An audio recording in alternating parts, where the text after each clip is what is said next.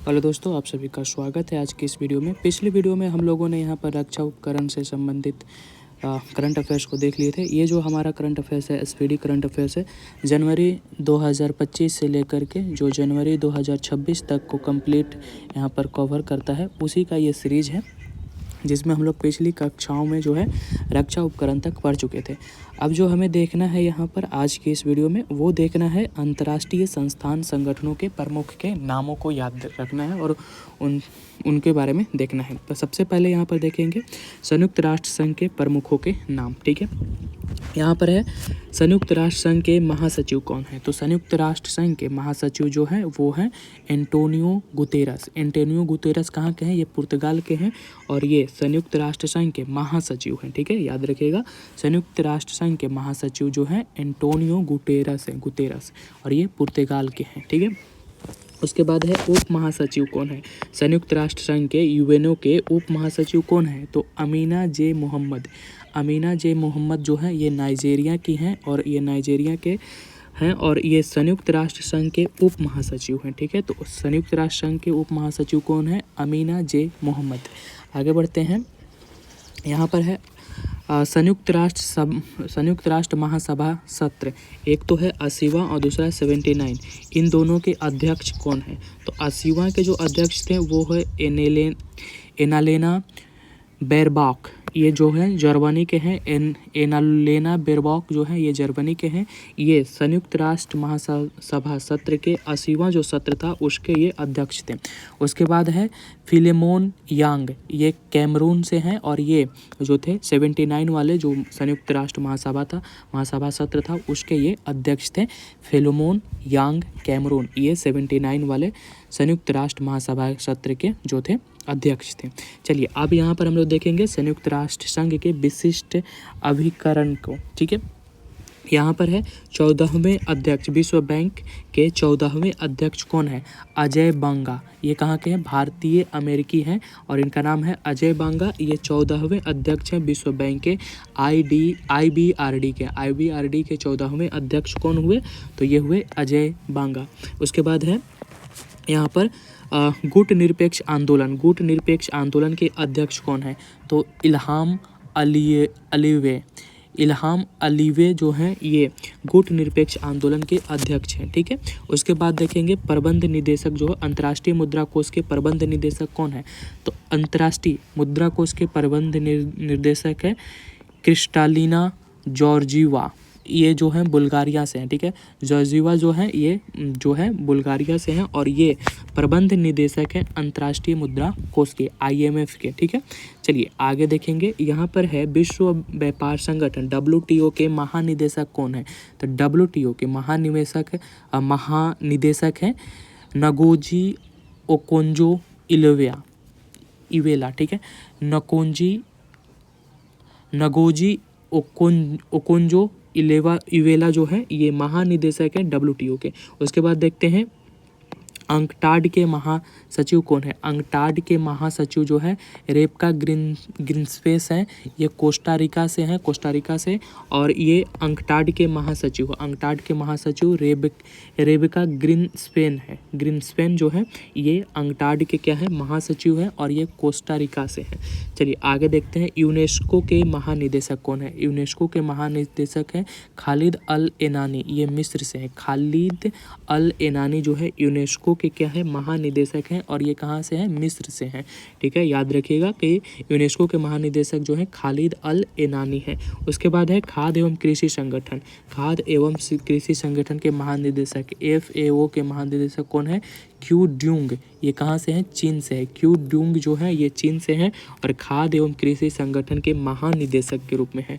अंतर्राष्ट्रीय श्रम संगठन ILO के महानिदेशक कौन है? तो ILO के महानिदेशक है गिलबर्ट हैंगवो जो है टोगो से हैं और ये महानिदेशक है अंतर्राष्ट्रीय श्रम संगठन के। ठीक है,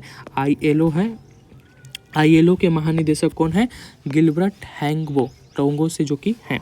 चलिए आगे देखते हैं यूनिसेफ। यूनिसेफ के प्रमुख कौन है? तो यूनिसेफ के प्रमुख हैं कैथरीन रसेल, जो कि अमेरिका से हैं। ठीक है, कैथरीन रसेल कहाँ से? अमेरिका से हैं और ये यूनिसेफ के प्रमुख हैं। ठीक है, यूनिसेफ के प्रमुख हैं। आगे देखते हैं विश्व स्वास्थ्य संगठन WHO के महानिदेशक कौन है? तो WHO के महानिदेशक हैं जो टेड्रोस घेब्रेयेसस हैं। ठीक है, टेड्रोस घेब्रेयेसस इनका नाम है और ये विश्व स्वास्थ्य संगठन के महानिदेशक है। आगे देखते हैं संयुक्त राष्ट्र विकास कार्यक्रम UNDP के प्रशासक कौन है? तो UNDP के प्रशासक हैं अचीम अस्टेनर, ब्राज़ील जर्मनी से हैं ये अचीम अस्टेनर। संयुक्त राष्ट्र विकास कार्यक्रम UNDP के ये क्या हैं? प्रशासक हैं। चलिए आगे देखते हैं महासचिव महासचिव देशेस के महासचिव कौन है? तो यहाँ पर है सार्क। ठीक है, इसको सार्क भी कहा जाता है। सार्क के महासचिव कौन है? मोहम्मद गुलाम सरवर। ये कहाँ से हैं? बांग्लादेश से। और ये क्या है? सार्क के महासचिव हैं। तो सार्क के महासचिव का नाम याद रखिएगा, मोहम्मद गुलाम सरवर। आगे देखते हैं अंतर्राष्ट्रीय एवं क्षेत्रीय संगठन को। ठीक है, यहाँ पर आपसे पूछ रहा है राष्ट्रमंडल कॉमनवेल्थ का महासचिव कौन है? राष्ट्रमंडल कॉमनवेल्थ के महासचिव जो है सार्ली बोचवे, ये घाना से हैं। ठीक है, सार्ली बोचवे कहाँ से हैं? घाना से हैं और ये महासचिव हैं राष्ट्रमंडल कॉमनवेल्थ के। ठीक है, उसके बाद देखिए यूरोपीय परिषद के अध्यक्ष कौन है? तो यूरोपीय परिषद के अध्यक्ष हैं एंटोनियो कोस्टा जो है ये पुर्तगाल से हैं और ये अध्यक्ष हैं यूरोपीय परिषद के। ठीक है, यूरोपीय परिषद के अध्यक्ष कौन है? तो एंटोनियो कोस्टा। ठीक है, आगे देखते हैं यूरोपीय संसद के अध्यक्ष कौन है? यूरोपीय संसद के अध्यक्ष हैं रॉबर्टा मेत्सोला, ये माल्टा से हैं। ठीक है, ये कहाँ से हैं? माल्टा से हैं। रॉबर्टा मेत्सोला जो है माल्टा से हैं और ये यूरोपीय संसद के अध्यक्ष हैं। आगे देखते हैं यूरोपीय आयोग के अध्यक्ष कौन है? यूरोपीय आयोग के अध्यक्ष हैं उर्सुला वान डेर लेयन जो हैं ये यूरोपीय आयोग के अध्यक्ष हैं। ठीक है, यूरोपीय आयोग के अध्यक्ष हैं। अफ्रीकी संघ AU के अध्यक्ष कौन है? तो अफ्रीकी संघ AU के अध्यक्ष जो हैं फेलिक्स एंटोनी टीसेडकी हैं। फेलिक्स एंटोनी टीसेडकी जो है ये कांगो से हैं और ये अध्यक्ष हैं अफ्रीकी संघ के। ठीक है, ये अफ्रीकी संघ के अध्यक्ष हैं। आगे देखते हैं ओपेक के महासचिव कौन है?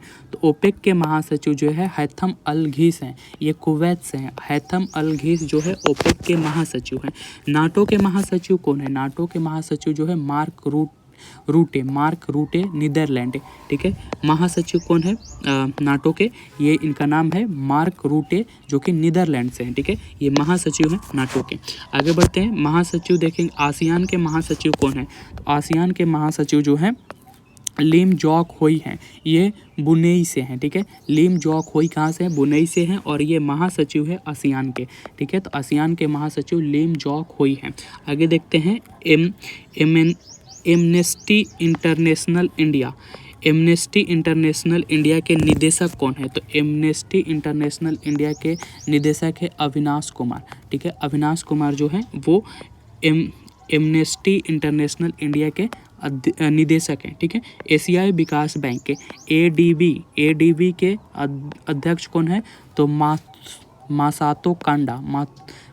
मासातो कांडा जो है ये जापान से हैं और ये एशियाई विकास बैंक के अध्यक्ष हैं। तो एशियाई विकास बैंक के अध्यक्ष कौन है? मासातो कांडा, ये कहाँ से हैं? ये जापान से हैं। आगे देखते हैं इंटरपोल के महासचिव कौन है? तो इंटरपोल के महासचिव है वाल्डेसी उकिरजा जो है ये ब्राज़ील से हैं और ये इंटरपोल के अध्यक्ष हैं महासचिव हैं। सॉरी, इंटरपोल के महासचिव कौन है? वाल्डेसी उर्किजा, ये ब्राज़ील से हैं। इंटरपोल के अध्यक्ष कौन है? तो इंटरपोल के अध्यक्ष हैं अहमद नसीर अल राइसी UAE के हैं और ये इंटरपोल के अध्यक्ष हैं। अंतर्राष्ट्रीय न्यायालय ICJ के अध्यक्ष कौन है? ICJ के अध्यक्ष हैं यूजी यूजी इवासावा जो कि जापान से है, ठीक है। यूजी इवासावा कहाँ से हैं? जापान से हैं। और ये क्या है? अध्यक्ष हैं अंतर्राष्ट्रीय न्यायालय के, अंतर्राष्ट्रीय न्यायालय के। अंतरिक्ष एजेंसी नासा के प्रमुख कौन है? तो नासा के जो प्रमुख हैं वो जेरेड आइजैक मैन है, ठीक है। जेरेड आइजैक मैन जो है वो अंतरिक्ष एजेंसी नासा के क्या हैं? प्रमुख हैं। चलिए आगे देखते हैं। न्यू डेवलपमेंट या ब्रिक्स बैंक, न्यू डेवलपमेंट या ब्रिक्स बैंक के अध्यक्ष कौन है? तो ये हैं डिल्मा रूसेफ हैं। डिल्मा रूसेफ जो हैं ये ब्राज़ील से हैं और ये न्यू डेवलपमेंट या ब्रिक्स बैंक के क्या हैं? अध्यक्ष हैं डिल्मा रूसेफ हैं। चलिए आगे देखते हैं। संयुक्त राष्ट्र शरणार्थी उच्चायुक्त, संयुक्त राष्ट्र शरणार्थी उच्चायुक्त कौन है? तो संयुक्त राष्ट्र शरणार्थी उच्चायुक्त जो है फिलिपो ग्रांडी है, जो कि इटली से है। फिलिपो ग्रांडी जो है इटली से है। ये संयुक्त राष्ट्र शरणार्थी के उच्चायुक्त हैं, ठीक है। चलिए आगे देखते हैं। प्रमुख संयुक्त यहाँ पर देखेंगे संयुक्त राष्ट्र मानवाधिकार के प्रमुख कौन है? संयुक्त राष्ट्र मानवाधिकार आयोग के प्रमुख कौन है? तो ये हैं वोल्कर तुर्क जो कि ऑस्ट्रेलिया से हैं, ठीक है। वोल्कर तुर्क जो है ऑस्ट्रेलिया से हैं और ये प्रमुख हैं संयुक्त राष्ट्र मानवाधिकार आयोग के। उसके बाद देखते हैं अंतर्राष्ट्रीय परमाणु ऊर्जा एजेंसी के महानिदेशक कौन है? तो अंतर्राष्ट्रीय परमाणु ऊर्जा एजेंसी के महानिदेशक जो है राफेल ग्रॉसी हैं, ये अर्जेंटीना से हैं, ठीक है। राफेल ग्रॉसी कहाँ से? अर्जेंटीना से। और ये महानिदेशक है अंतर्राष्ट्रीय परमाणु ऊर्जा एजेंसी के, ठीक है। अंतर्राष्ट्रीय सौर गठबंधन, अंतर्राष्ट्रीय सौर गठबंधन के अध्यक्ष कौन है? तो ये भारत है 2024 से 2026 तक, ठीक है। चलिए आगे देखेंगे। यहाँ पर अब हमें चर्चित राष्ट्रीय महिलाओं के बारे में जानना है, उनके बारे में पढ़ना है। यहाँ पर है आस्था पूनिया, ये पहली महिला फाइटर पायलट है भारतीय नौसेना में, ठीक है। आस्था पूनिया कौन है? तो ये पहली महिला फाइटर पायलट है भारतीय नौसेना में, ठीक है। उसके बाद है यास्वी सोलंकी, यास्वी सोलंकी कौन है? पहली महिला ADC है भारत के राष्ट्रपति, ठीक है। पहली महिला ADC कौन है? ये यशस्वी सोलंकी है, ठीक है। उसके बाद है आरती सरीन, आरती सरीन कौन है? पहली महिला महानिदेशक हैं सशस्त्र बल और चिकित्सा सेवा में, ठीक है। पहली महिला महानिदेशक आरती सरीन है सशस्त्र बल चिकित्सा सेवा में जो है आरती सरीन जो है पहली महिला महानिदेशक बनती हैं। उसके बाद है नाइमा खातून, पहली महिला कुलपति हैं, ठीक है। पहली महिला कुलपति अलीगढ़ मुस्लिम विश्वविद्यालय के, अलीगढ़ मुस्लिम विश्वविद्यालय की पहली महिला कुलपति कौन है? नाइमा खातून। नाइमा खातून जो है ये पहली महिला बनती है कुलपति अलीगढ़ मुस्लिम विश्वविद्यालय के। आगे देखते हैं।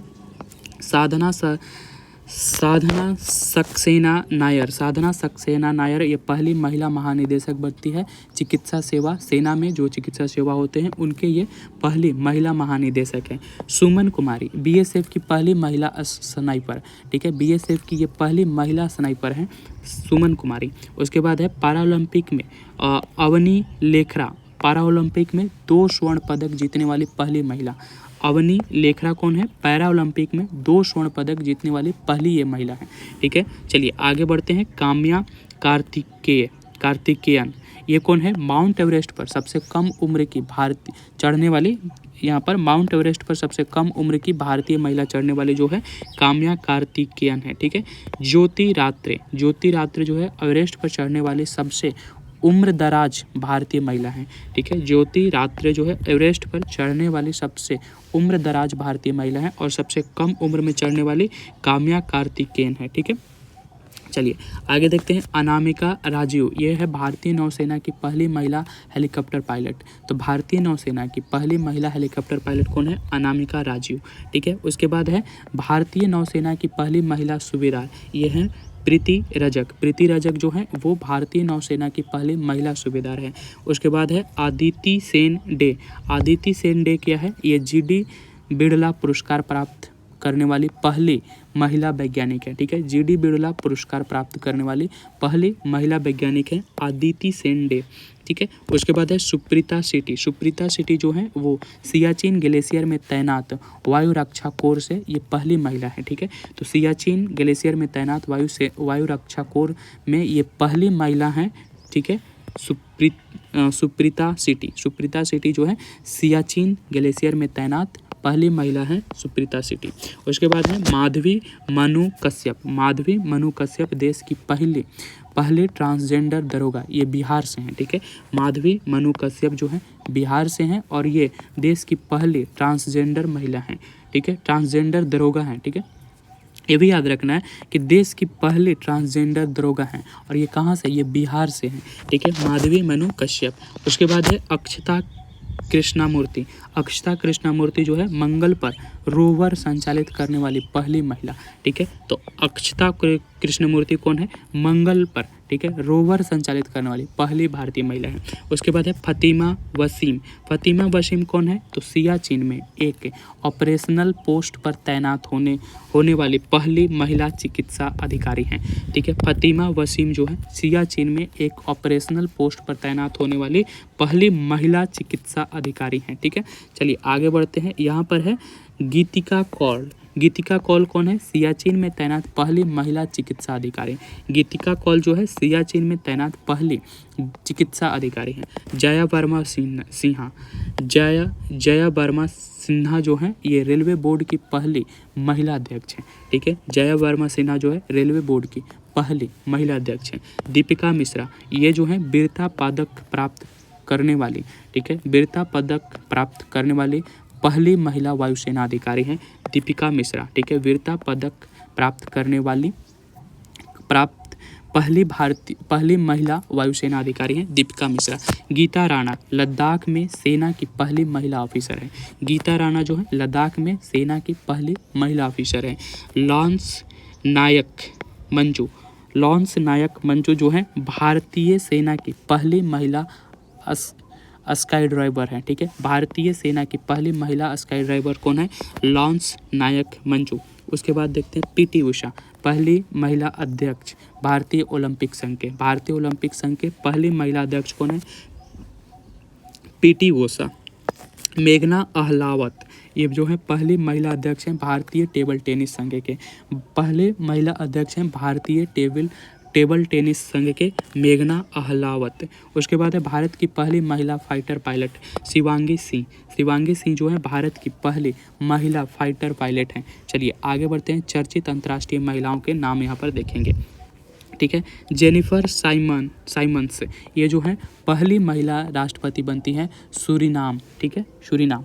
यहाँ पर है पहली महिला राष्ट्रपति जो है जेनिफर साइमंस है, ठीक है। उसके बाद है क्रिस्टी कोवेंट्री जो है ये पहली महिला अध्यक्ष हैं अंतर्राष्ट्रीय ओलंपिक समिति के, ठीक है। अंतर्राष्ट्रीय ओलंपिक समिति की पहली महिला अध्यक्ष कौन है, क्रिस्टी कोवेंट्री, ठीक है।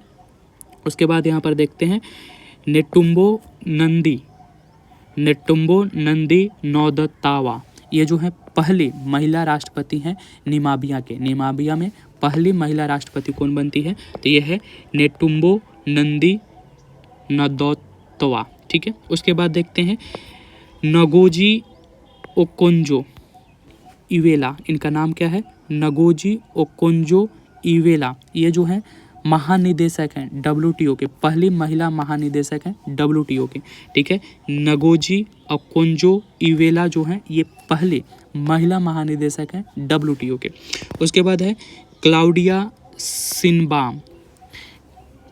सिनबाम जो है ये पहली महिला राष्ट्रपति हैं जो कि मैक्सिको की हैं, ठीक है। ये पहली महिला राष्ट्रपति हैं मैक्सिको की जिनका नाम है क्लाउडिया सिनबाम।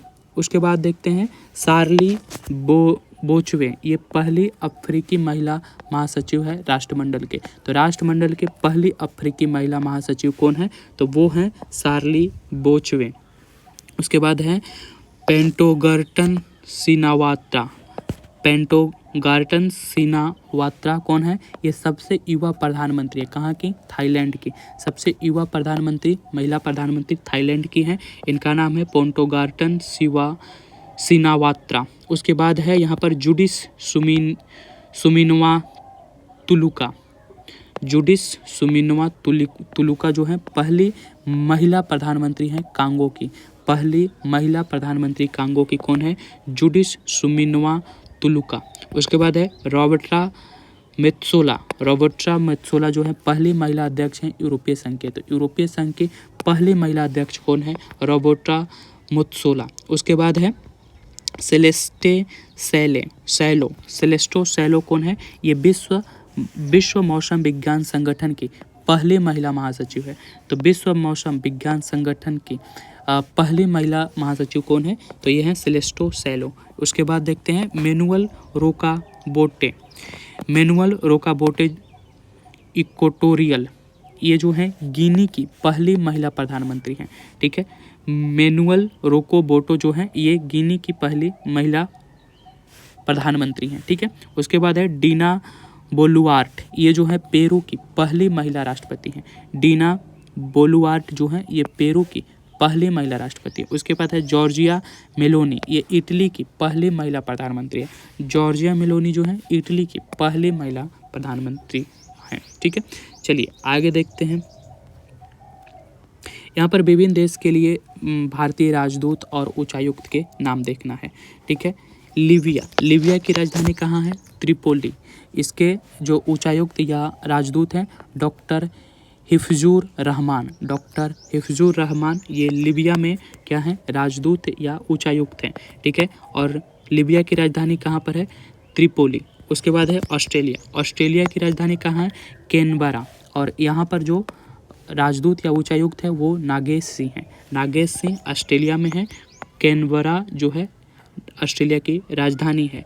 तिमोर लिस्ते, ये दिल्ली है। तिमोर लिस्ते की राजधानी कहाँ है? दिल्ली। और ये MS पाटियाल जो है यहाँ के उच्चायुक्त या राजदूत हैं। ठीक है, राजदूत हैं। चलिए आगे देखते हैं। यहाँ पर है सोमालिया की राजधानी कहाँ पर है? मोगादिशु। ये यहाँ पर जो राजदूत के रूप में है वो आदर्श एस्कोवा हैं। उसके बाद है आयरलैंड की राजधानी कहाँ है? डबलिन में कौन है? मनीष गुप्ता। ठीक है, मनीष गुप्ता राजदूत हैं। उसके बाद है अल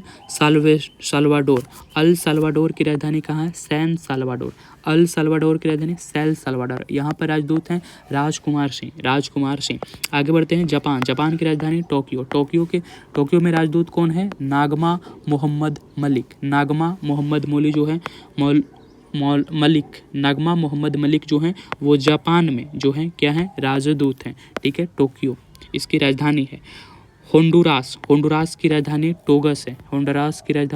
टोगस है। और यहाँ पर राजकुमार सिंह जो हैं वो राजदूत हैं। ठीक है, उसके बाद है अंडोरा की राजधानी अंडोरा लावेला। यहाँ पर जो राजदूत या उच्चायुक्त है जयंत खोबरागड़े जो हैं यहाँ पर राजदूत हैं। ठीक है, नार्वे की राजधानी कहाँ है? नार्वे की राजधानी ओसोलो।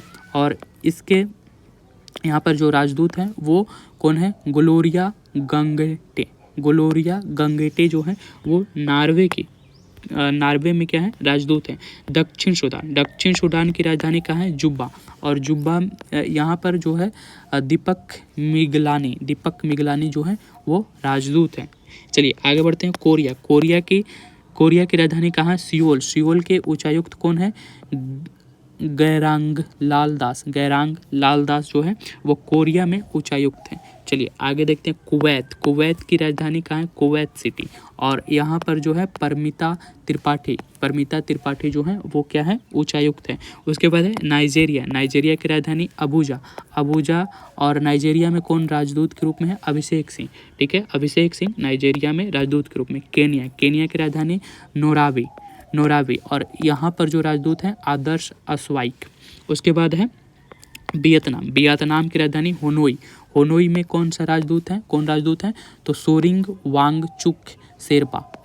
वांगचुक शेरपा जो है वहाँ पर राजदूत या उच्चायुक्त हैं। उसके बाद संयुक्त अरब अमीरात की राजधानी आबू धाबी है। और यहाँ पर दीपक मित्तल जो है यहाँ पर उच्चायुक्त हैं। चलिए आगे बढ़ते हैं। कनाडा की राजधानी कहाँ है?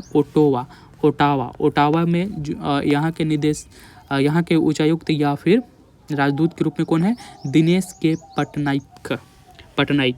उरुग्वे की राजधानी कहाँ पर है? मोंटेविडियो। और यहाँ पर जो राजदूत के रूप में है अजनीश कुमार। उसके बाद है स्पेन। स्पेन की राजधानी कहाँ पर है? मैड्रिड। और यहाँ पर जो है जयंत खोबरागड़े जो है यहाँ के राजदूत के रूप में हैं। चलिए आगे देखते हैं मोनाको की राजधानी कहाँ है? मोनाको विले। और यहाँ पर राजदूत के रूप में है संजीव कुमार सिंगला जो है वो मोनाको के राजदूत हैं। चलिए आगे बढ़ते हैं गिनी साम्राज्य की राजधानी कहाँ पर है? कोनार्की में राजदूत के रूप में है संदीप सुध। उसके बाद है कोरिया की राजधानी कहाँ पर है? सियोल में जो है राजदूत के रूप में कौन है? आलियावती लोंगकुमेर। चलिए उसके बाद है स्वीडन की राजधानी स्टॉकहोम में राजदूत के रूप में कौन है? अनुराग भूषण। उसके बाद है रोमानिया की राजधानी बुचारेस्ट। और बुचारेस्ट में जो है राजदूत के रूप में मनोज कुमार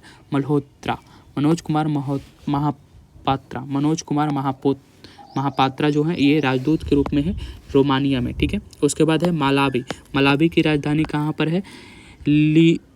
लिलोंग्वे। और यहाँ पर अमरा राम गुज्जर जो हैं ये यहाँ के राजदूत या उच्चायुक्त के रूप में है। ठीक है।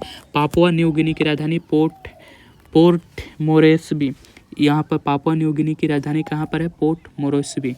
और यहाँ पर जो उच्चायुक्त के रूप में है राजीव कुमार है। उसके बाद तावालू के राजधानी कहाँ पर है? फुनाफुटी। और यहाँ पर उच्चायुक्त के रूप में है सुनीत मेहता। उसके बाद है हंगरी की राजधानी कहाँ पर है? बुड्डापोस्ट। और यहाँ पर राजदूत के रूप में असुमन गौर। उसके बाद है गावेटेमाला जो है गावेटेमाला की राजधानी गावेटेमाला सिटी है। और यहाँ पर जो है राजकुमार सिंह जो है वो उच्चायुक्त या राजदूत के रूप में काम कर रहे हैं। यहाँ पर है मिस्र की राजधानी कहाँ पर है? काहिरा। और यहाँ पर जो है उच्चायुक्त के रूप में सुरेश के रेड्डी हैं। ठीक है। दक्षिण सूडान की राजधानी जुब्बा है। और यहाँ पर उच्चायुक्त के रूप में अनिल नौटियाल हैं। ठीक है। यहाँ पर उच्चायुक्त के रूप में अनिल नौटियाल है दक्षिण सूडान में। इजराइल की राजधानी जेरूशलम। और यहाँ पर राजदूत के रूप में जितेंद्र पाल सिंह। जेरूशलम इजराइल की राजधानी है और इजराइल में जो है राजदूत के रूप में काम करते हैं जितेंद्र पाल सिंह। उसके बाद है लताविया की राजधानी रिगा। और यहाँ पर जो है काम करते हैं नम्रता एस कुमार जो है राजदूत के रूप में काम करते हैं। ओमान की राजधानी मस्कट है। और यहाँ पर राजदूत के रूप में कौन काम करता है? गोदावर्थी वेंकट श्रीनिवास। ठीक है। आसियान यहाँ पर नाम नहीं है, आसियान की राजधानी के बारे में नहीं पता। यहाँ पर श्रीनिवास गोत्रु जो है वो राजदूत के रूप में काम करते हैं। पोलैंड की राजधानी वार्सावा। यहाँ पर जो है जयंत एन खोबरागड़े जो हैं यहाँ पर राजदूत हैं। ठीक है। उसके बाद है मोल्डोवा की राजधानी कहाँ पर है? चिसिनाउ। और यहाँ पर जो है राजदूत के रूप में मनिका जैन जो है काम करते हैं। माली की राजधानी बामाको। और यहाँ पर राजदूत के रूप में काम करते हैं एन नंदा कुमार। चलिए आगे देखते हैं। यहाँ पर है 2023 से 2025 तक में प्रधानमंत्री को प्राप्त सर्वोच्च पुरस्कार के लिस्ट हम देखते हैं। सबसे पहले 2025 में देखेंगे। यहाँ पर है ऑर्डर ऑफ ओमान। ये कहाँ पर मिला था? ओमान में मिला था। ऑर्डर ऑफ ओमान कब मिला था? 2025 में ऑर्डर ऑफ ओमान कहाँ से मिला था? ओमान से मिला था। द ग्रेट ऑनर निशान ऑफ इथियोपिया कहाँ से मिला था? इथियोपिया से मिला था। ठीक है। प्रधानमंत्री को कब मिला था? 2025 में मिला था। उसके बाद है order of the most ancient बेलिटिविया मिराबिलिस। ये कहाँ से मिला था? नाबाविया से मिला था ये पुरस्कार। Order of the most ancient बोलितिया मिरबिलिस। ये जो है पुरस्कार जो है मिला था नामीबिया से। उसके बाद है grand collar of the national order of the southern cross. ये ब्राज़ील में मिला था इनको प्रधानमंत्री को 2025 में। ठीक है। तो ये पुरस्कार जो है grand collar of the national award of the southern cross ये ब्राज़ील में इनको प्राप्त हुआ था। Order of the republic of Trinidad and Tobago. Order of the republic of Trinidad and Tobago, ये त्रिनिदाद एवं टोबैगो से मिला था। ऑफिसर, इसके बाद है officer of the order of the star of Ghana, ये कहाँ से मिला था? घाना से मिला था। कब मिला था? 2025 में प्रधानमंत्री को। Officer of the order of the star of Ghana, ये कहाँ से मिला था? घाना से मिला था प्रधानमंत्री को। Grand cross of the order of Makarios, grand cross of the order of Makarios कहाँ पर? मैकारियोस 3 कहाँ पर मिला था? साइप्रस से मिला था प्रधानमंत्री को 2025 में। मित्र विभूषण जो है ये पुरस्कार मिला था श्रीलंका से। मित्र विभूषण श्रीलंका से। Order of the star and की ऑफ द इंडियन ओशियन, ये जो है मॉरिशस से इनको प्राप्त हुआ था ये पुरस्कार, ठीक है। Order of the star and की ऑफ द इंडियन ओशियन, ये जो है मॉरिशस से मिला था। कब मिला था? 2025 में मिला था। चलिए अब 2024 के कुछ पुरस्कार को देख लेंगे। The order of Mubarak al Kabeer, the order of Mubarak al Kabeer कहाँ से मिला था? कुवैत से मिला था, ठीक है। The order of excellence of Guyana, ये कहाँ पर से मिला था? गुयाना से मिला था। Honorary order of freedom of Barbados, ये कहाँ से मिला था? बारबाडोस से 2024 में। किसको मिला था? प्रधानमंत्री को। Honorary order of freedom of Barbados, ये कहाँ से मिला था? बारबाडोस से। उसके बाद है Dominica award of honour, Dominica award of honour कहाँ से मिला था? ये डोमिनिका रिपब्लिक से मिला था। कब मिला था? 2024 में। Grand commander of the grand commander of the order of the niger, ये कहाँ से मिला था? नाइजेरिया से मिला था। कब मिला था? 2024 में मिला था। उसके बाद है order of saint Andrew the apostle, ये कहाँ से मिला था? रूस से मिला था। Order of saint Andrews the postal, ये कहाँ से मिला था? रूस से मिला था 2024 में। उसके बाद यहाँ पर 2023 में प्राप्त जो है यहाँ पर पुरस्कार को देखेंगे, मेडल को देखेंगे।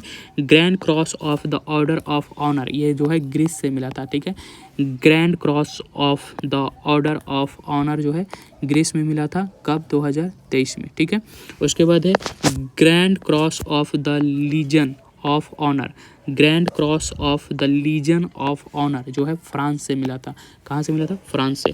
Order of the Nile, order of Nile जो है प्रधानमंत्री को मिस्र से ये अवार्ड मिला था। Companion of the order of Logohu, ये कहाँ से मिला था? पापुआ न्यू गिनी से, ठीक है। Companion of the order of Logohu कहाँ से मिला था? पापुआ न्यू गिनी से 2023 में, ठीक है। आगे देखते हैं 76वां गणतंत्र दिवस समारोह 2025, इससे संबंधित यहाँ पर करंट अफेयर्स देखेंगे। यहाँ पर है कि मुख्य अतिथि 2025 में कौन थे? प्रोबो सुबियांतो, ये कहाँ से थे? इंडोनेशिया के राष्ट्रपति हैं, ठीक है। तो मुख्य अतिथि 2025 में कौन थे? प्रोबो सुबियांतो, इंडोनेशिया के ये राष्ट्रपति थे, ठीक है। उसके बाद है गणतंत्र दिवस 2025 की थीम क्या थी? तो गणतंत्र दिवस 2025 की थीम स्वर्णिम भारत विरासत और विकास, स्वर्णिम भारत विरासत और विकास जो है गणतंत्र दिवस 2025 की थीम थी। सर्वश्रेष्ठ झांकी किसकी थी? उत्तर प्रदेश की झांकी, इसकी थीम थी महाकुंभ 2025 विरासत और विकास, ठीक है। सर्वश्रेष्ठ झांकी जो थी उत्तर प्रदेश की झांकी थी और इस झांकी की थीम थी महाकुंभ 2025 विरासत और विकास। चलिए आगे देखते हैं मुख्य अतिथि गणतंत्र दिवस 2024 में कौन था? तो ये थे फ्रांस के राष्ट्रपति इमैनुअल मैक्रों, ठीक है। मुख्य अतिथि के रूप में गणतंत्र दिवस 2024 में कौन आए थे? फ्रांस के राष्ट्रपति इमैनुअल मैक्रों। उसके बाद मुख्य अतिथि गणतंत्र दिवस 2023 में कौन आए थे? अब्दुल फतह अल सीसी, ये मिस्र के थे। अब्देल फतह अल सीसी, ये जो थे मिस्र से थे और ये मुख्य अतिथि थे गणतंत्र दिवस 2023 में, ठीक है। चलिए आगे देखते हैं। यहाँ पर डिक्शनरियों द्वारा चर्चित word of the year 2023, word year of the 2024 और वर्ड ऑफ द ईयर 2025।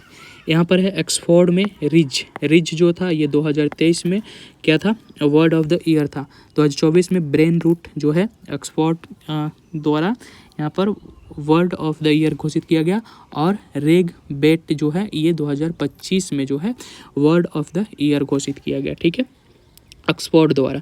उसके बाद है मेरियम वेबस्टर के द्वारा ऑथेंटिक को 2023 में वर्ड ऑफ द ईयर घोषित किया गया। और यहाँ पर जो वर्ड ऑफ द ईयर 2024 में जो है मेरियम वेबस्टर के द्वारा घोषित किया गया था पोलराइजेशन को, ठीक है, पोलराइजेशन को जो है वर्ड ऑफ द ईयर 2024 जो है घोषित किया गया था मरियम वेबस्टर के द्वारा। स्लोप जो है 2025 का वर्ड ऑफ द ईयर है, वर्ड ऑफ द ईयर है 2025 मरियम वेबस्टर के द्वारा, ठीक है। कैम्ब्रिज के द्वारा 2023 में जो है हेलुसिनिएट को जो है वर्ड ऑफ द ईयर घोषित किया गया था 2023 में कैम्ब्रिज के द्वारा, ठीक है। उसके बाद है वर्ड ऑफ द ईयर 2024 में जो है मैनिफेस्ट को यहाँ पर वर्ड ऑफ द ईयर घोषित किया गया था कैम्ब्रिज के द्वारा। यहाँ पर है पैरासोशल जो है ये कैम्ब्रिज के द्वारा 2025 में इसको वर्ड ऑफ द ईयर घोषित किया गया। कोलिन्स के द्वारा जो है एआई को 2023 में जो है वर्ल्ड ऑफ द ईयर घोषित किया गया, एआई को कोलिन्स के द्वारा, ठीक है। ब्रैट को जो है 2024 में वर्ल्ड ऑफ द ईयर घोषित किया गया कोलिन्स के द्वारा। वाइव कोडिंग को जो है वर्ल्ड ऑफ द ईयर 2025 घोषित किया गया कोलिन्स के द्वारा।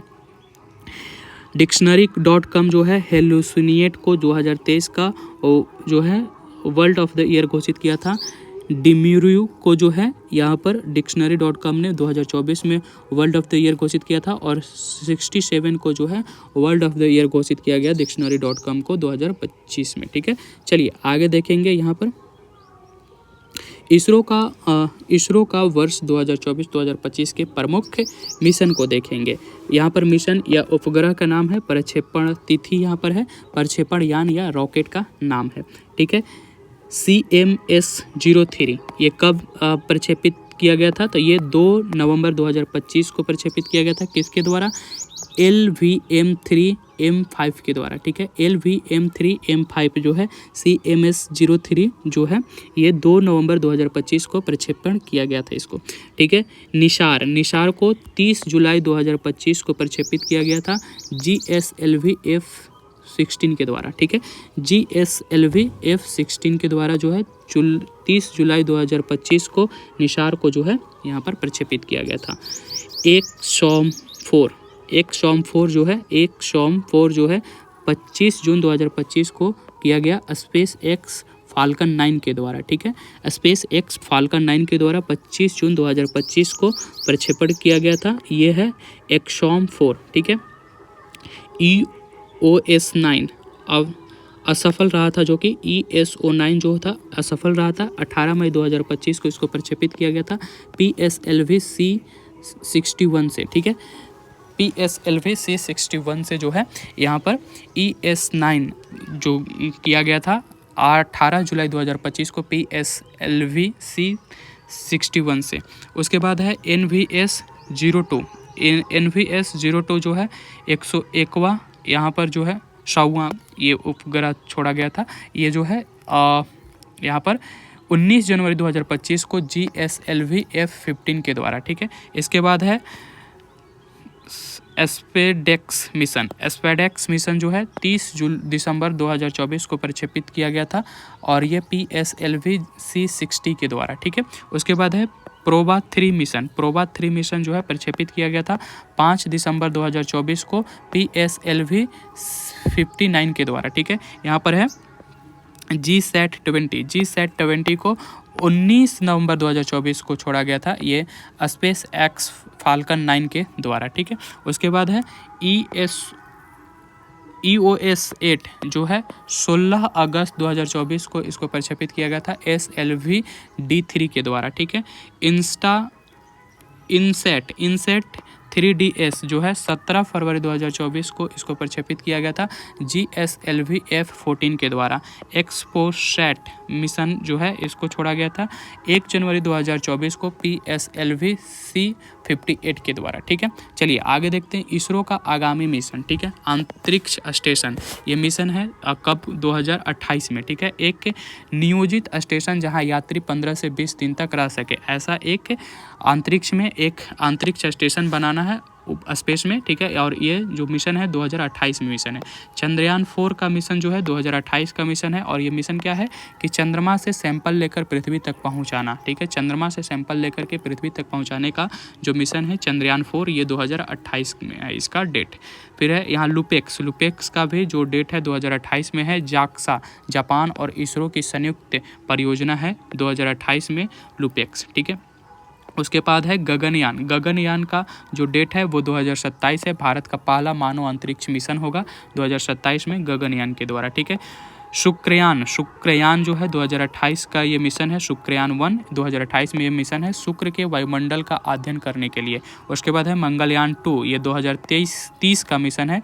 मंगल ग्रह हेतु भारत का दूसरा इंटरप्लेनेटरी मिशन ये भेजा जाएगा। ठीक है, तो ये 2030 का मिशन है, इसरो का आगामी मिशन है ये। चलिए आगे देखते हैं प्रोजेक्ट चीता के बारे में। प्रोजेक्ट चीता के तहत 17 सितंबर 2022 को नामीबिया से जो है 8 अफ्रीकी चीतों, 5 मादा और 3 नर को मध्य प्रदेश के कूनो राष्ट्रीय उद्यान में लाया गया, जिसमें से एक मादा चीता सासा की मौत हो चुकी है। ठीक है, तो यहाँ पर याद रखिएगा कि प्रोजेक्ट चीता के तहत जो है 17 सितंबर 2022 को नामीबिया से जो है 8 अफ्रीकी चीते लाए गए, जिसमें से 5 जो थे मादा थे और 3 जो थे वो नर थे। ठीक है, इसमें से जो है एक चीता मर जाता है जिसका नाम है सासा की मौत हो जाती है, जो एक मादा चीता थी।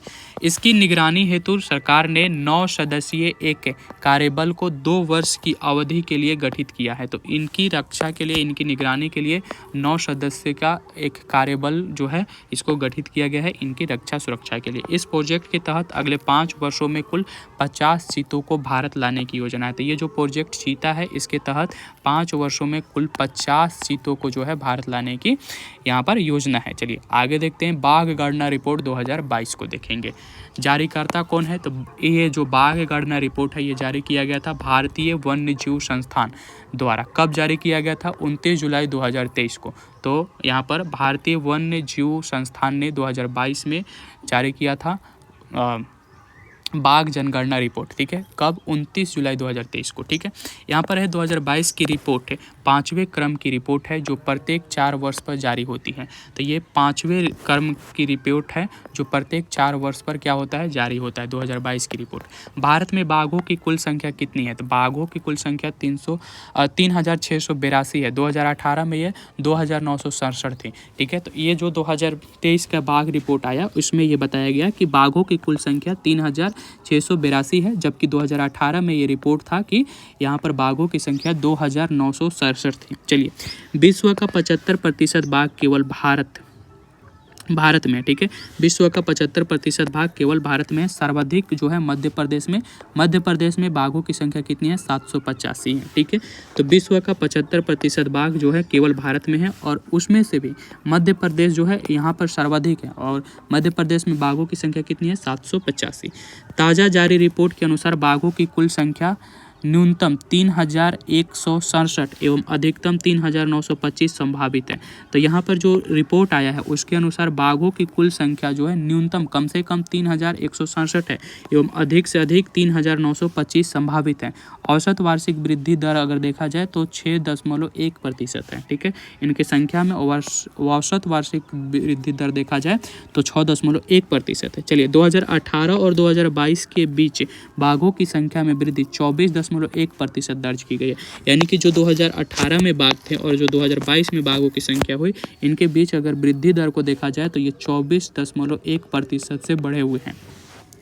जिम कॉर्बेट रिजर्व कहाँ पर? जिम कॉर्बेट रिजर्व, ये कहाँ पर है? उत्तराखंड में। तो जिम कॉर्बेट रिजर्व में देश के सबसे ज़्यादा बाघ है, 260 गो।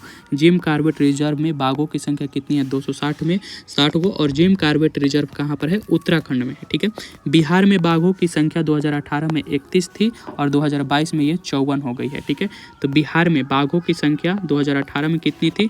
2018 में 31 थी और 2022 में जो है ये 54 हो चुकी है बढ़ करके, ठीक है। चलिए आगे देखते हैं। यहाँ पर 24-25 में आए तूफान और चक्रवात के नामकरण और उससे प्रभावित क्षेत्रों को देखेंगे। फेगल से जो प्रभावित तूफान क्षेत्र था वो तमिलनाडु था और फेगल का नामकरण जो है सऊदी अरब ने किया था, ठीक है। फेगल कहाँ पर आया था? तमिलनाडु में, तमिलनाडु क्षेत्र में, और इसके नामकरण किया था सऊदी अरब ने। उसके बाद है चीडो का जो प्रभावित क्षेत्र था मोजाम्बिक इससे प्रभावित क्षेत्र था और इसके नामकरण जो था मॉरिशस ने किया था, ठीक है। मॉरिशस ने, चीडो का नामकरण किसने किया था? मॉरिशस ने। और ये कहाँ, किस क्षेत्र में प्रभाव डाला था? तो ये मोजाम्बिक में प्रभाव डाला था। डिक्के लेडी, ये फ्रांस के मायोट क्षेत्र में जो है प्रभाव डाला था डिक्के लेडी। और ये जो इसका नामकरण जो है दक्षिण अफ्रीका ने किया था। जूड कहाँ से, जूड किस क्षेत्र को प्रभावित किया था? मेडागास्कर और मोजाम्बिक को जो है जूड प्रभावित किया था और इसके नामकरण जो है मॉरिशस ने किया था, ठीक है। उसके बाद है अल्फ्रेड जो है ऑस्ट्रेलिया के क्षेत्रों को प्रभावित किया था और इसका नामकरण भी ऑस्ट्रेलिया ने किया था। उसके बाद है शक्ति, इस शक्ति ने जो है अरब सागर और महाराष्ट्र गुजरात को प्रभावित किया था और इसकी नामकरण जो है श्रीलंका ने किया था, ठीक है। शक्ति का नामकरण जो है किसने किया था? श्रीलंका ने किया था और ये इससे प्रभावित क्षेत्र थे जो अरब सागर के क्षेत्र, महाराष्ट्र और गुजरात थे, ठीक है। रागास का नामकरण किसने किया था? तो फिलीपींस ने किया था और इससे प्रभावित क्षेत्र है ताइवान, फिलीपींस और हांगकांग, चीन, ये जो थे प्रभावित क्षेत्र थे और इसका नामकरण रागास जो है वह फिलीपींस के द्वारा किया गया था। एमी नामकरण जो है यूके मिंट ऑफिस के द्वारा किया गया था और इसके जो प्रभावित क्षेत्र थे यूके, आयरलैंड और नीदरलैंड के क्षेत्र थे। हेलोंग जो है इसका नामकरण जो है वियतनाम ने किया था और इससे प्रभावित क्षेत्र है जापान, अलास्का। उसके बाद है मोटामो का नामकरण जो है फिलीपींस, चीन और वियतनाम ने किया था। मोटामो से प्रभावित क्षेत्र थे फिलीपींस, चीन और वियतनाम, इसका नामकरण लाओस ने किया था। तो मोटामो का नामकरण किसने किया था? लाओस ने किया था और इससे प्रभावित क्षेत्र जो थे फिलीपींस, चीन और वियतनाम थे। मोन्था इससे प्रभावित क्षेत्र थे जो आंध्र प्रदेश, ओडिशा, तमिलनाडु, और ये जो नामकरण किया गया था थाईलैंड के द्वारा किया गया था। मोन्था का नामकरण जो है थाईलैंड के द्वारा किया गया था और इससे प्रभावित क्षेत्र थे आंध्र प्रदेश, ओडिशा और तमिलनाडु। मोलिसा जो था इससे प्रभावित क्षेत्र थे जमैका, क्यूबा और हैती बहामास, इसके से प्रभावित क्षेत्र थे जमैका, क्यूबा, हैती और बहामास मोलिसा से, ठीक है। उसके बाद है कालमेगी से प्रभावित क्षेत्र थे फिलीपींस और वियतनाम और इसका जो यहाँ पर नामकरण किया गया था उत्तर कोरिया के द्वारा किया गया था। दितवाह से प्रभावित क्षेत्र श्रीलंका था और इसका जो नामकरण किया गया था यमन के द्वारा किया गया था। अब देखेंगे भारत वन स्थिति रिपोर्ट 2023 को। यहाँ पर है कि 31 दिसंबर 2023 को पर्यावरण, वन और जलवायु परिवर्तन मंत्री भूपेंद्र यादव ने वन अनुसंधान संस्थान देहरादून में 18वां भारत वन रिपोर्ट 2023 जारी किया। प्रकाशन जो होता है प्रत्येक 2 वर्षों पर होता है। तो ये जो रिपोर्ट है भारत वन रिपोर्ट, ये 2023 जारी किया गया था जो कि 18वां भारत वन स्थिति रिपोर्ट था, ठीक है। और इसका जो प्रकाशन है प्रत्येक 2 वर्षों पर किया जाता है। कब किया गया था? 31 दिसंबर 2024 को। किसके द्वारा? तो ये किया गया था पर्यावरण, वन और जलवायु परिवर्तन मंत्री भूपेंद्र यादव के द्वारा, ठीक है। तो भूपेंद्र यादव के द्वारा 21 जून 2024 को यहाँ पर जो है 18वां भारत वन स्थिति रिपोर्ट 2023 जारी किया गया था भूपेंद्र यादव के द्वारा। और याद रखिएगा कि इस रिपोर्ट का प्रकाशन जो है प्रत्येक 2 वर्षों पर किया जाता है। देश में कुल वन एवं वृक्षारोपण, तो देश में कुल वन या वृक्षारोपण क्षेत्र कितना है? 8,27,357 वर्ग किलोमीटर का क्षेत्र है, ठीक है। वृक्षारोपण का जो कुल क्षेत्र का 25.17% है, ठीक है। यहाँ पर है कुल वनावरण का क्षेत्र, ये जो कुल वनावरण का जो क्षेत्र है ये 7,15,343 वर्ग किलोमीटर, जो कि 21.76% है। कुल वृक्ष आवरण का क्षेत्रफल जो है 1,12,014 वर्ग किलोमीटर का है, जो कि 3.41% है। उसके बाद है 2011 की तुलना में वन तत्व और वृक्ष आवरण में वृद्धि। तो 2011 की तुलना में जो है 2021 की तुलना में 2023 में जो वृक्ष आवरण की वृद्धि हुई है 1,445 किलोमीटर स्क्वायर का वृद्धि हुआ है।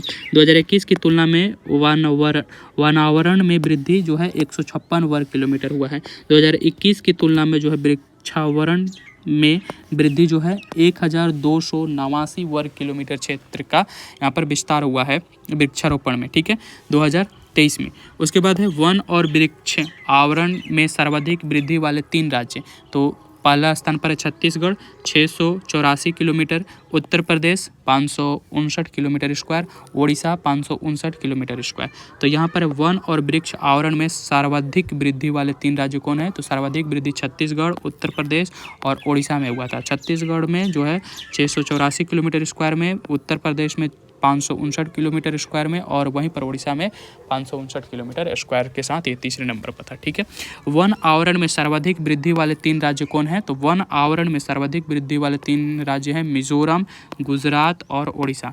मिजोरम में ये वृद्धि हुई थी 242 किलोमीटर स्क्वायर, गुजरात में 180 किलोमीटर स्क्वायर और उड़ीसा में 152 किलोमीटर स्क्वायर के साथ ये सर्वाधिक वन आवरण में सर्वाधिक वृद्धि वाले ये 3 राज्य थे। क्षेत्रफल में सर्वाधिक वन और वृक्ष आवरण वाले राज्य कौन है? तो क्षेत्रफल में सर्वाधिक वन और वृक्ष आवरण वाला राज्य मध्य प्रदेश है।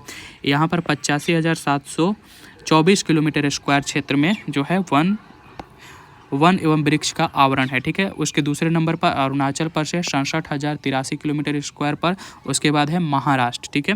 क्षेत्रफल में सर्वाधिक वन आवरण वाले 3 राज्य, क्षेत्रफल में सर्वाधिक वन आवरण वाले 3 राज्य कौन है? तो ये है Madhya Pradesh 77,073 kilometre square, Arunachal Pradesh 65,882 kilometre square और उसके बाद है छत्तीसगढ़। प्रतिशत में सर्वाधिक वनावरण वाला राज्य, तो प्रतिशत में सर्वाधिक वनावरण वाला राज्य है पहले नंबर पर लक्षद्वीप है 91.33% में है। मिजोरम में है 85.34%। अंडमान एवं निकोबार में है 81.62%। तो यहाँ पर पूछ रहा है कि प्रतिशत में सर्वाधिक वनावरण वाला राज्य कौन है? एक तो है लक्षद्वीप, दूसरा है मिजोरम, तीसरा है अंडमान एवं निकोबार द्वीप है। इसके बाद है मैंग्रोव वन अनावरण। मैंग्रोव वन का अनावरण जो है 4,992 किलोमीटर स्क्वायर में है, जो कि 0.15% है। सर्वाधिक जो है बंगाल में है, ठीक है, सर्वाधिक पश्चिम बंगाल में है, ठीक है। 0.15% जो है ये बंगाल में है, ठीक है। देश के वनों में कुल कार्बन स्टॉक कितना है? 7,285.5 मिलियन टन है। उसके बाद है 2021 की तुलना में देश के कार्बन स्टॉक में वृद्धि कितना हुआ है? तो 2021 की तुलना में देश में जो है कार्बन स्टॉक में वृद्धि जो हुआ है 81.5 मिलियन टन में वृद्धि हुआ है। देश में बांस धारित क्षेत्र का देश में बांस धारित क्षेत्र का विकास जो है 1,54,670 वर्ग किलोमीटर में हुआ है, ठीक है। उसके बाद है 2021 की तुलना में बांस क्षेत्र में वृद्धि। तो 2021 की अगर तुलना किया जाए 2023 की रिपोर्ट से तो यहाँ पर वृद्धि जो हुआ है 5,227 वर्ग किलोमीटर स्क्वायर का यहाँ पर वृद्धि हुआ है। चलिए आगे देखेंगे। यहाँ पर प्रमुख कृषिगत उत्पाद भारत एवं विश्व में देखा जाएगा, ठीक है। यहाँ पर है फसल और खाद्यान्न, इधर है विश्व में प्रथम और इधर है भारत में प्रथम। तो चावल के उत्पादन विश्व में सबसे अधिक कहाँ पर होता है? चीन में होता है। और भारत में सबसे अधिक चावल का उत्पादन कहाँ होता है? पश्चिम बंगाल में होता है। याद रखिएगा कि चावल का सबसे अधिक उत्पादन विश्व में चीन में होता है और भारत में जो है ये पश्चिम बंगाल राज्य में होता है, ठीक है, पश्चिम बंगाल में होता है। उसके बाद है गेहूँ और आलू, गेहूं और आलू का विश्व में सर्वाधिक उत्पादन जो है चीन में होता है और यहाँ पर भारत में जो है सर्वाधिक उत्पादन जो है उत्तर प्रदेश में होता है। मक्का का सर्वाधिक उत्पादन जो है अमेरिका में होता है और भारत में मक्का का सर्वाधिक उत्पादन कर्नाटक में होता है। विश्व में जो है दलहन और दालें का उत्पादन जो है भारत में सबसे अधिक होता है और भारत में भी सबसे अधिक जहाँ पर होता है वो है मध्य प्रदेश। मूंगफली का विश्व में सबसे अधिक उत्पादन चीन में होता है और भारत में मूंगफली का सबसे उत्पादन गुजरात में होता है। गन्ना का उत्पादन विश्व में जो है ब्राज़ील में सबसे अधिक होता है और गन्ना का उत्पादन भारत में जो है उत्तर प्रदेश में सबसे ज़्यादा होता है। ठीक है, तो गन्ना का उत्पादन भारत में सबसे अधिक कहाँ पर होता है? उत्तर प्रदेश में और विश्व में ब्राज़ील में। जूट का विश्व में सबसे अधिक उत्पादन कहाँ पर होता है? भारत में होता है। जूट का सर्वाधिक उत्पादन कहाँ पर होता है? भारत में होता है विश्व में। और यहाँ पर भारत में जो है पश्चिम बंगाल जो है वो जूट में उत्पादन में सबसे आगे है। तंबाकू का उत्पादन विश्व में कहाँ पर सबसे अधिक होता है? चीन में होता है। तंबाकू का उत्पादन विश्व में कहाँ पर होता है? चीन में होता है और भारत में सबसे अधिक कहाँ पर होता है? आंध्र प्रदेश में। ठीक है, तो तंबाकू का उत्पादन विश्व में चीन में और भारत में आंध्र प्रदेश में। प्राकृतिक रबड़ का उत्पादन विश्व में कहाँ पर होता है? थाईलैंड में और भारत में जो है केरल में सबसे अधिक प्राकृतिक रबड़ उगाए जाते हैं। उसके बाद है कॉफ़ी। कॉफ़ी का विश्व में सर्वाधिक उत्पादन करने वाला देश ब्राज़ील है और भारत में कर्नाटक राज्य जो है कॉफ़ी का सबसे अधिक उत्पादक राज्य है। उसके बाद है सूरजमुखी। सूरजमुखी का उत्पादन जो है यूक्रेन सबसे अधिक करता है और वहीं पर भारत में जो है कर्नाटक राज्य जो है सूरजमुखी का सर्वाधिक उत्पादन करता है। ज्वार का उत्पादन सबसे अधिक अमेरिका में होता है और भारत में जो है महाराष्ट्र में सबसे अधिक ज्वार का उत्पादन होता है। तो ज्वार का उत्पादन जो है अमेरिका में सर्वाधिक होता है विश्व स्तर पर और भारत में जो है महाराष्ट्र में होता है। कपास की खेती जो है चीन में सबसे अधिक होती है और भारत में गुजरात में सबसे अधिक होती है। तो याद रखिएगा कपास की खेती चीन में सर्वाधिक होता है और भारत में जो है गुजरात जो है वो कपास की खेती में सबसे पहले नंबर पर। प्याज की खेती जो है सबसे अधिक कहाँ पर होती है? चीन में होती है और भारत में देखा जाए तो ये महाराष्ट्र में होती है। प्याज की खेती सबसे अधिक महाराष्ट्र में होती है। विश्व स्तर पर देखा जाए तो प्याज की खेती चीन में सबसे अधिक होती है। चाय की खेती जो है चाय का उत्पादन जो है चीन में सबसे अधिक होता है और भारत में देखा जाए तो असोम जो राज्य है यहाँ पर सबसे अधिक होता है चाय के उत्पादन। सोयाबीन के उत्पादन सबसे अधिक कहाँ पर होती है? अमेरिका में होती है और भारत में देखा जाए तो ये मध्य प्रदेश में सबसे अधिक सोयाबीन की उत्पादन होती है। दूध का उत्पादन भारत में सबसे अधिक होता है और भारत में भी देखा जाए तो उत्तर प्रदेश राज्य में सबसे अधिक होता है। चीनी का उत्पादन सबसे अधिक कहाँ पर होता है? भारत में होता है विश्व स्तर पर और राज्य स्तर पर देखा जाए तो महाराष्ट्र में होता है। ठीक है, मसालों का उत्पादन सबसे अधिक कहाँ पर होता है? भारत में होता है और भारत में देखा जाए तो मध्य प्रदेश राज्य में सबसे अधिक मसालों का उत्पादन होता है। कुल तिलहन का उत्पादन जो है सबसे अधिक भारत में होता है और यहाँ पर राजस्थान राज्य जो है वो कुल तिलहन का सबसे अधिक उत्पादन करता है भारत में। चलिए प्रमुख खनिज उत्पादक और भारत एवं विश्व को देखेंगे। ठीक है, कोयला और ग्रेफाइट उत्पादन में पहले स्थान पर विश्व में पहले स्थान पर कौन है? चीन है और भारत में देखा जाए तो कोयला और ग्रेफाइट उत्पादन में ओडिशा जो है पहले स्थान पर है। ठीक है, कोयला या ग्रेफाइट उत्पादन में जो है ओडिशा राज्य जो है भारत में पहले स्थान पर है। ठीक है, हीरा उत्पादन में जो है पहले स्थान पर रूस है और भारत में देखा जाए तो मध्य प्रदेश जो है कोयला हीरा उत्पादन में पहले स्थान पर है। ठीक है, हीरा उत्पादन में पहले स्थान पर यहाँ पर है। ठीक है, हीरा उत्पादन में रूस जो है पहले नंबर पर है। ठीक है, विश्व स्तर पर और यहाँ पर भारत में देखा जाए तो ये मध्य प्रदेश है। उसके बाद है तांबा। तांबा उत्पादन में चिली जो है पहले नंबर पर है। चिली जो है तांबा उत्पादन में पहले नंबर पर है और भारत में देखा जाए तो मध्य प्रदेश राज्य जो है ये तांबा उत्पादन में पहले नंबर पर है। उसके बाद है लौह अयस्क। लौह अयस्क उत्पादन में जो है ऑस्ट्रेलिया जो है विश्व में पहले स्थान पर है और भारत में देखा जाए तो ओडिशा जो है वो लौह अयस्क उत्पादन में पहले स्थान पर है। लौह अयस्क उत्पादन में विश्व स्तर पर ऑस्ट्रेलिया जो है पहले स्थान पर है और भारत में देखा जाए तो ओडिशा जो है लौह अयस्क उत्पादन में पहले स्थान पर है। चांदी। चांदी का सबसे अधिक उत्पादन कहाँ पर होता है? मैक्सिको में होती है। चांदी सबसे अधिक कहाँ पर मिलता है? मैक्सिको में मिलता है और भारत में जो है राजस्थान क्षेत्र जो है वहाँ पर चांदी का सबसे ज़्यादा उत्पादन होता है। यहाँ पर है कच्चा तेल। कच्चा तेल सबसे अधिक कहाँ पर प्राप्त होता है? अमेरिका में प्राप्त होता है और भारत में देखा जाए तो राजस्थान में।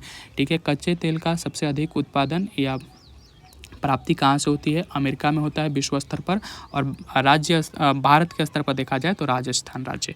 चलिए, प्राकृतिक गैस का सबसे अधिक उत्पादन जो है अमेरिका करता है, और हमारे देश में असम जो है ये प्राकृतिक गैस का उत्पादन करता है। बॉक्साइट का सबसे अधिक उत्पादन जो है विश्व स्तर पर ऑस्ट्रेलिया करता है, और भारत राज्य में उड़ीसा जो है सबसे अधिक बॉक्साइट का उत्पादक है। ठीक है, उसके बाद है मैग्नीज का जो है विश्व स्तर पर सबसे अधिक उत्पादक देश कौन है? दक्षिण अफ्रीका जो है मैग्नीज का सबसे अधिक विश्व भर में उत्पादक है। उसके बाद यहाँ पर भारत में देखेंगे तो मध्य प्रदेश राज्य जो है वो भारत में सबसे अधिक मैग्नीज का उत्पादक है। उसके बाद है सोना का सबसे अधिक उत्पादक देश कौन है? चीन है, और भारत में देखा जाए तो ये कर्नाटक में जो है सबसे अधिक उत्पादित किया जाता है, भारत में कर्नाटक राज्य। उसके बाद है अब्रक या टंगस्टन के सबसे अधिक उत्पादक देश कौन है? चीन है, और भारत में देखा जाए तो आंध्र प्रदेश में जो है टंगस्टन का सबसे अधिक उत्खनन या उत्पादन किया जाता है।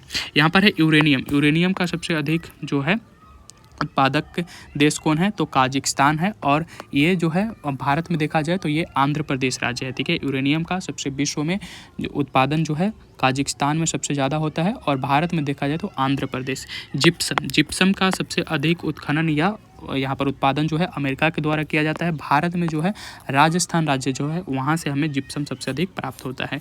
सीसा या कैडमियम जो है चीन में सबसे अधिक प्राप्त होता है। चीन को विश्व स्तर पर चीन जो है पहले नंबर पर है, और देश में देखा जाए तो राजस्थान राज्य जो है पहले नंबर पर है सीसा या कैडमियम के उत्पादन में। निकेल जो है विश्व स्तर पर जो है इंडोनेशिया जो है इसका सबसे बड़ा उत्पादक देश है इंडोनेशिया निकेल का, और भारत में जो है ये ओडिशा राज्य जो है ये निकेल उत्पादन में सबसे पहले नंबर पर है।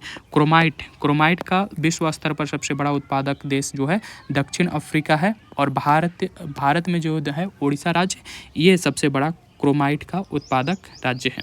टीन की बात करें तो टीन का सबसे बड़ा उत्पादक देश कौन है? चीन है, और यहाँ पर जो हमारा देश है भारत, वो यहाँ पर छत्तीसगढ़ राज्य जो है सबसे बड़ा टीन का उत्पादक राज्य है। इस्पात की बात करें तो सबसे बड़ा उत्पादक देश कौन है? चीन है। ठीक है, इस्पात का सबसे बड़ा उत्पादक देश कौन है? चीन है, और भारत में बात करें तो ओडिशा जो है सबसे बड़ा उत्पादक राज्य है। इसके बाद प्लेटिनम जो है दक्षिण अफ्रीका का सबसे बड़ा उत्पादक राज्य है। दक्षिण अफ्रीका जो है वो प्लेटिनम का सबसे बड़ा उत्पादक देश है, और भारत में जो है ओडिशा जो है सबसे बड़ा यहाँ पर क्या है? उत्पादक राज्य है प्लेटिनम के। ठीक है, चलिए आगे देखेंगे। यहाँ पर स्थलों शहरों अभियानों में परिवर्तित नाम को देखेंगे। ठीक है, चलिए यहाँ पर देखते हैं पुराना नाम और परिवर्तित नाम। देखिए, प्रधानमंत्री कार्यालय का नाम बदल गया है, अब इसका नाम हो गया है सेवा तीर्थ। ठीक है, प्रधानमंत्री कार्यालय का नाम बदल करके अब क्या नाम रखा गया है? सेवा तीर्थ रखा गया है। ठीक है, सेवा तीर्थ रखा गया है। मनरेगा का नाम भी बदल गया है, मनरेगा का नाम अब रखा गया है VBG राम जी। ठीक है, VBG राम जी। ठीक है, राजभवन का भी नाम बदल गया है, राजभवन का नाम लोक भवन रखा गया है। ठीक है, केंद्रीय सचिवालय का नाम भी बदल गया है, केंद्रीय सचिवालय का नाम अब कर्तव्य भवन हो चुका है। ठीक है, केंद्रीय सचिवालय का नाम बदल करके कर्तव्य भवन नाम रखा गया है। FIDE chess world cup 2025 trophy, FIDE chess world cup trophy 2025 का नाम बदल करके यहाँ पर रखा गया विश्वनाथन आनंद कप। ठीक है, Viswanathan Anand cup. FIDE chess world cup 2025 trophy जो था उसका नाम बदल करके विश्वनाथन आनंद कप रखा गया है।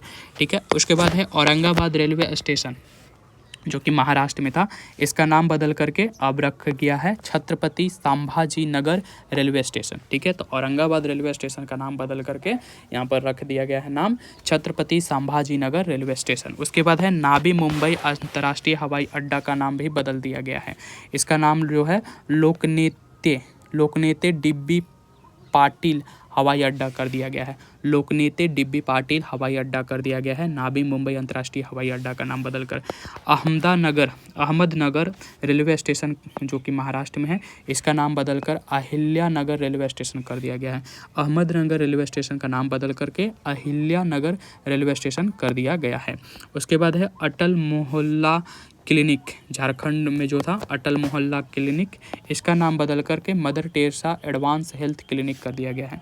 ठीक है, अटल मोहल्ला क्लिनिक जो कि झारखंड में था, इसका नाम बदल कर mother Teresa advance health clinic कर दिया गया है। डिब्रूगढ़ हवाई अड्डा का नाम बदल कर डॉक्टर भूपेन हजारिका हवाई अड्डा कर दिया गया है। ठीक है, डिब्रूगढ़ हवाई अड्डा का नाम बदल करके अब नाम रख दिया गया है डॉक्टर भूपेन हजारिका हवाई अड्डा। उसके बाद है जलालाबाद उत्तर प्रदेश का नाम बदल करके यहाँ पर परशुरामपुरी कर दिया गया है। ठीक है, जलालाबाद जो कि उत्तर प्रदेश में है, इसका नाम बदल करके परशुरामपुरी कर दिया गया है। यहाँ पर है खैरथल तिजारा जिला, इस राजस्थान में है। खैरथल तिजारा जिला का जो कि राजस्थान में, इसका नाम बदल कर रख गया है भुर्तहरी नगर। भुर्तहरी नगर जो है खैरथल तिजारा का नाम बदल करके अब रख दिया गया है भुर्तहरी नगर। राष्ट्रीय जन सहयोग और बाल विकास संस्थान, इसका नाम बदलकर सावित्रीबाई फुले राष्ट्रीय महिला और बाल विकास संस्थान कर दिया गया है। राष्ट्रीय जन सहयोग और बाल विकास संस्थान का नाम बदल करके यहाँ पर नाम कर दिया गया है सावित्रीबाई फुले राष्ट्रीय महिला और बाल विकास संस्थान। चलिए आगे देखते हैं। इस्लामपुर का नाम बदल करके ये महाराष्ट्र में है, इसका नाम कर दिया गया है ईश्वरपुर। इस्लामपुर का नाम बदल करके कर दिया गया है ईश्वरपुर और ये महाराष्ट्र में है। ठीक है, कैरनॉक ब्रिज का नाम बदल के सिदूर ब्रिज कर दिया गया है, ये मुंबई में है। कारनॉक ब्रिज का नाम बदल करके सिंदूर ब्रिज कर दिया गया है और ये मुंबई में है। चलिए आगे देखते हैं। बेंगलुरु सिटी यूनिवर्सिटी का नाम बदल करके doctor Manmohan Singh city university कर दिया गया है। ठीक है, तो बेंगलुरु सिटी यूनिवर्सिटी का नाम बदल करके doctor Manmohan Singh city university कर दिया गया है। मैक्सिको की खाड़ी का नाम बदल कर अमेरिका की खाड़ी कर दिया गया है। ठीक है, मैक्सिको की खाड़ी का नाम बदल करके अमेरिका की खाड़ी कर दिया गया है। यहाँ पर है पंचमढ़ी वन्य जीव अभ्यारण्य मध्य प्रदेश, इसका नाम बदल करके क्या कर दिया गया, राजा भभूत सिंह अभ्यारण्य। ठीक है, तो पंचमढ़ी वन्य जीव अभ्यारण्य का नाम बदल करके अब नाम कर दिया गया है राजा भभूत सिंह अभ्यारण्य। गया बिहार का नाम बदल करके गया जी कर दिया गया है। ठीक है, जो कि बिहार में है, गया का नाम बदल करके गया जी कर दिया गया है। सिलक्वायरा सुरंग जो कि उत्तराखंड में था, इसका नाम बदल करके बाबा बैखनाथ सुरंग कर दिया गया है। ठीक है, सिलक्वारा सुरंग का नाम बदल करके बाबा बैखनाथ सुरंग कर दिया गया है। यहाँ पर है खुलताबाद जो कि महाराष्ट्र में था, इसका नाम बदल करके रत्नपुर कर दिया गया है। खुलताबाद का नाम बदल करके रत्नपुर कर दिया गया है, ये कहाँ पर है, महाराष्ट्र में है। राष्ट्रमंडल खेल महासंघ का नाम बदल कर राष्ट्रमंडल खेल कर दिया गया है। राष्ट्रमंडल खेल महासंघ का नाम बदला गया और इसका नाम रख दिया गया अब राष्ट्रमंडल खेल। जोमैटो का नाम बदल करके इटर्नल लिमिटेड कर दिया गया है। जोमैटो का नाम बदल करके इंटरनल लिमिटेड कर दिया गया है। इसके बाद है करीमगंज जिला जो कि असम में था, इसका नाम बदल के श्रीभूमि कर दिया गया है। इसके बाद है ध्यानचंद लाइफ टाइम अचीवमेंट पुरस्कार का नाम बदल करके अर्जुन लाइफ टाइम पुरस्कार कर दिया गया है। ध्यानचंद लाइफ टाइम अचीवमेंट पुरस्कार का नाम बदला गया और अब इसका नाम रखा गया है अर्जुन लाइफ टाइम पुरस्कार। ठीक है, उसके बाद है सराय काले खां चौक का नाम बदलकर बिरसा मुंडा चौक कर दिया गया है, जो कि दिल्ली में है। सराय काले खां चौक ये पहले था, अब इसका नाम बदल करके क्या कर दिया गया, बिरसा मुंडा चौक कर दिया गया है।